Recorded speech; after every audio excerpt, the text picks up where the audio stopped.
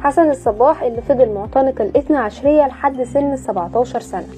وهنا كانت المفاجأة ان مؤسس فرقة الحشاشين اللي كانت بتدعو باستماتة للإسماعيلية هو كان في الأصل معتنق مذهب الاثنى عشرية. طب التحول ده حصل ازاي؟ وأنا صاحب مفتاح الجنة، أنا حسن بن الصباح.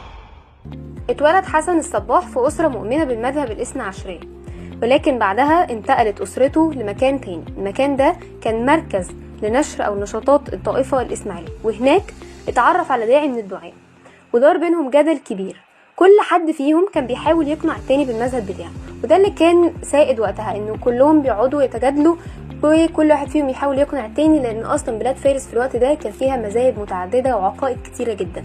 ولكن الجدال دايما كان هنا بينتهي بانه حسن الصباح بيقعد يفكر بالليل في كلام الراجل الاسماعيلي ده، ويلاقي نفسه انه بدأ يقتنع.